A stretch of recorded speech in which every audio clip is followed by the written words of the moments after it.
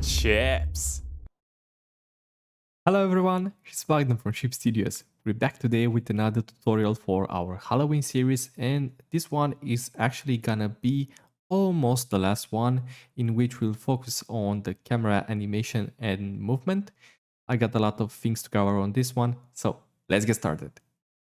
Okay, so here we are right where we left off yesterday, and on this one we'll be working on the camera animation.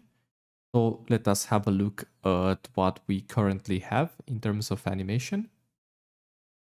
Okay, that looks pretty dope.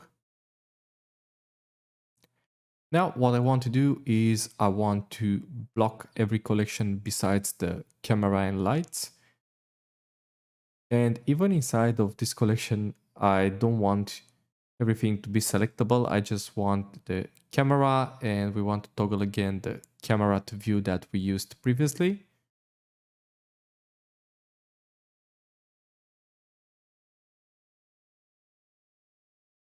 So let's move this around a bit and let us choose our first frame for the animation.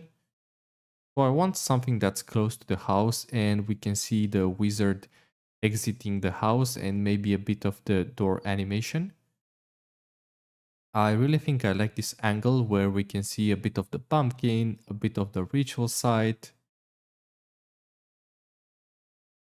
Okay, and the door, the porch, and the first stair.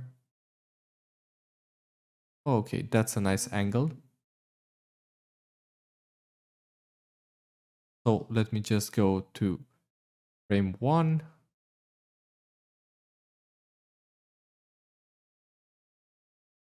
And we can press I for lock rod scale for the camera. And right now we have a keyframe for its position. And then let's choose the point where we want the second camera to go on. So I think I'll go for something like 5 seconds. So by this point, the camera needs to move to around here.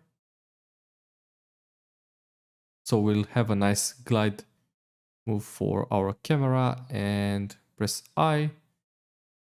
Okay, that looks good. And we can untoggle the camera to view. And as you can see, we actually have just one camera and it would be really hard to move with just that one. So I want to duplicate it. And then I want to take the second camera and take it out here into the open. And let's call it camera 2.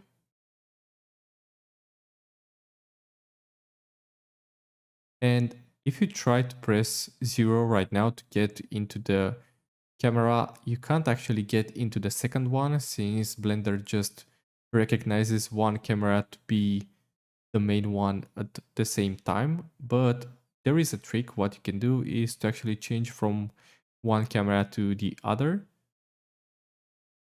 So let's delete the keyframes for the second camera, and we want to go here and right into the timeline. We want to press Ctrl B, and that enables our second camera to take over from this frame. So right now, if you want to go to the camera look, you'll be actually looking from the second camera onward. But right now, both of the cameras are into the same place, so they overlap each other. So we need to move the second camera in the open again. We did delete the keyframes that we made for the second camera, but it will still spawn from the same place.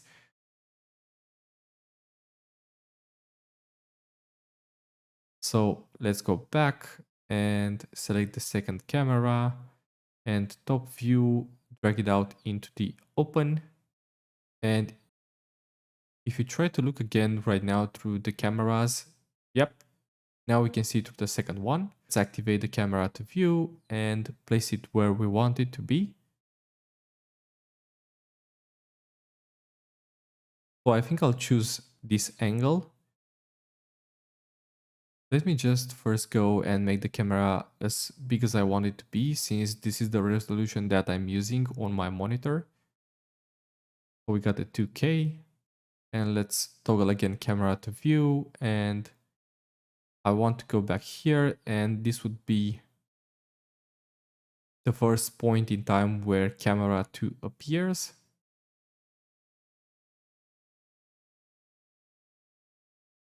So let's press I, lock rod scale for the camera, and then let's drag it to frame 330. And then let's get it back a bit. And then we can set another keyframe. But I want to give it a bit of a tilt. And let's set the keyframe. And right now, as you can see, they switch from camera 1 to camera 2. And we have to basically do that all over the animation by interchanging between two cameras and setting some points for the camera movement and the camera position.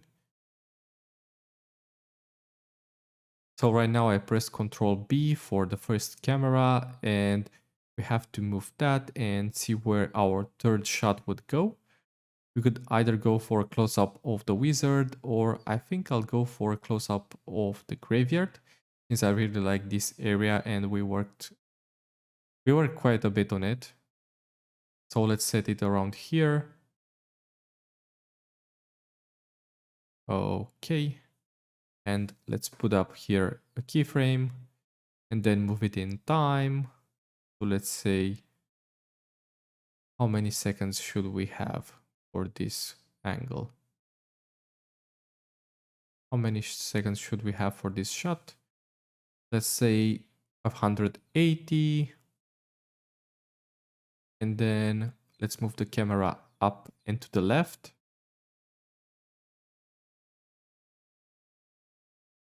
So look, this is like a matter of taste. So if you want to do other camera movements, you already created the assets and the environment and the character and the animations. So you can just pick other shots. I would actually be pretty happy to see you picking some other shots that I didn't get and that are pretty cool. So what I did here is just according to my taste and what I had planned early into the making stage of this series. So I'll be actually using my powers to power through here, since you already saw the final animation and you can guess which shots I picked. But basically the process is the same, so that you take the camera and drag it here, and then you put some keyframes. You basically make it work with the camera. I can give you that much advice, since I'm also still learning on the camera shots and how to make them better. To be fair, you will always be learning if you start your journey into 3D, so that shouldn't be a problem for you.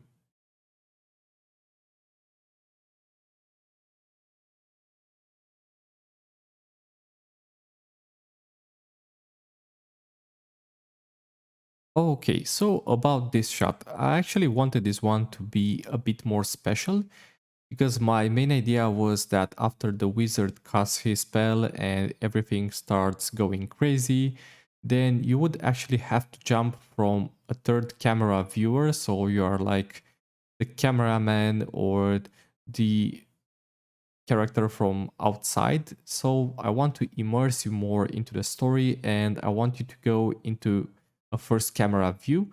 So that's why I chose to block this path, and then I want to jump straight into the cauldron so that I create some tension, and then we get out through the house emerald, and when you turn back you're actually already in your character skin.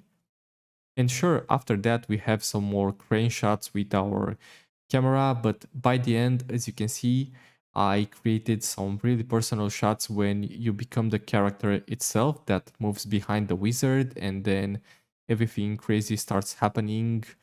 And I hope I did scare you, the audience, and you actually got startled when the house started moving and screaming at you.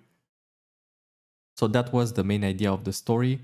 I want you to get immersed into the experience, and I don't want you just to be like a viewer with no sentiments towards the main storyline. So, hope you enjoyed it.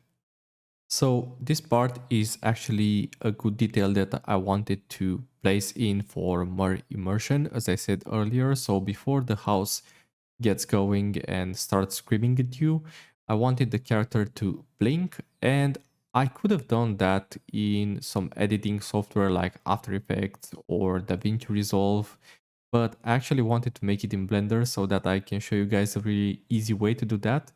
So I created two blocks that complete each other, and I just animated them so that they go really fast up and down, so it looks like the camera is blinking.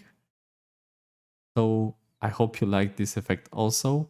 And if you do want to create it even at a better quality, you can do that into your editing software. But I try to keep everything in Blender as best as I could. Okay, so by this point, the camera animation is actually done. But what we can do more to improve the animation in itself and the cinematic part of our short film is to play around with some stuff like focus, and also we can play around more with the textures and the light now that we have our animation set. So that's what we'll be doing on to our next chapter.